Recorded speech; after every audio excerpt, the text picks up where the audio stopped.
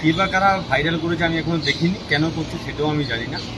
ঘটনাচক্র আজকের কোর্টরুমে custodial death নিয়ে একটা মামলা ছিল, সেই মামলাতে আমার যিনি সিনিয়র ছিলেন ওমর ফারুক গাজী, ওনার সঙ্গে সব্যসাচী চ্যাটার্জি ছিলেন সিনিয়র লয়ার হিসেবে।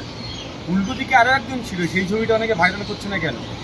শুভেন্দু অধিকারীর যিনি ইলেকশন এজেন্ট ছিলেন সূর্যনীলদা, তিনিও ছিলেন। তো ফলে তার মানে কি একই লাইনে সব একসঙ্গে তিনটে ফেলা যায়?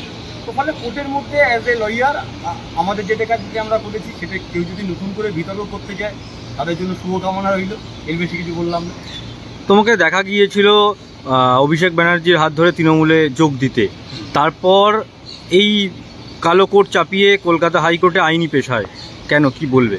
প্রথম কথা হচ্ছে আমি 2016 সালে পাস আউট করেছি, তারপরে এবি পরীক্ষা দিয়েছি। কিন্তু বামপন্থী রাজনীতি করবার সুবাদে তখন হোল টাইমার ছিলাম, তো ফলে প্র্যাকটিস করা সেই প্রভিশন আমার ছিল না।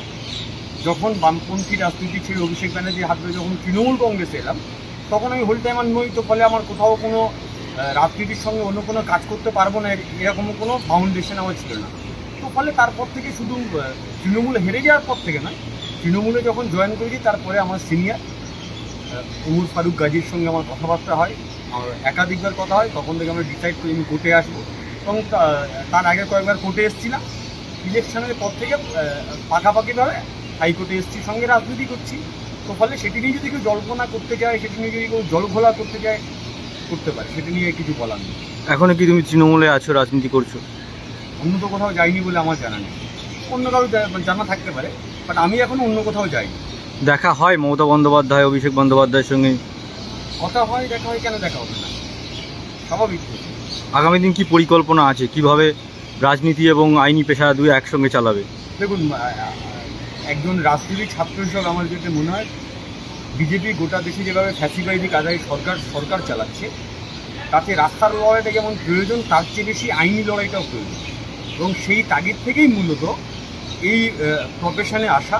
এবং আইনটাকে যেহেতু আমি অ্যাডভোকেট, যেহেতু আমি 2016 সালে পাস আউট করেছি, যেহেতু আমি এবি পরীক্ষা দিয়ে ফেলেছি, তো ফলে নতুন করে এই পেশাটাকে একটু ঝালিয়ে নেওয়া, আইনগুলোকে নতুন করে একটু রিড আউট করে নেওয়া, সেটা এই যে সব্যসাচী চট্টোপাধ্যায়কে জড়িয়ে একটা ছবি ভাইরাল হলো তোমার, এটা কি উদ্দেশ্য প্রণোদিত, কি কেন উদ্দেশ্য, কি উদ্দেশ্য ছিল? এটা নিয়ে আমার কিছু বলার নেই। কোর্টের মধ্যে সিনিয়র আমার যিনি সিনিয়র ওমর ফারুক গাজী, উনি সিনিয়র হিসেবে সব্যসাচী চ্যাটার্জিকে অ্যাপয়েন্ট করেছিল। ফলে ন্যাচারালি আমি আমার সিনিয়রের সঙ্গে ছিলাম, সভ্যতা দাঁড়িয়েছিল সেই মামলা ম্যাটার টু ম্যাটার।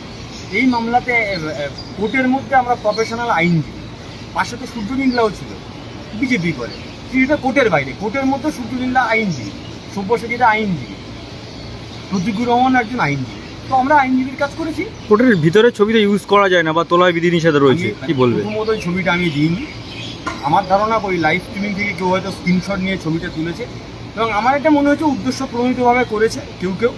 সে কে কোন উদ্দেশ্য, অনেকের অনেক রকম উদ্দেশ্য আছে বলে আমি মনে করছি, আমি এখন প্রকাশ্য বলছি না, সময় এলে মানুষ জানতে পারবে। তো ফলে আমি যদি আইন ওকালতি পাশ করে আমি যদি অ্যাডভোকেট হই, সেটা তো আমার অপরাধ নয় রে বাবা। অ্যাডভোকেট হওয়াটা কি অপরাধ?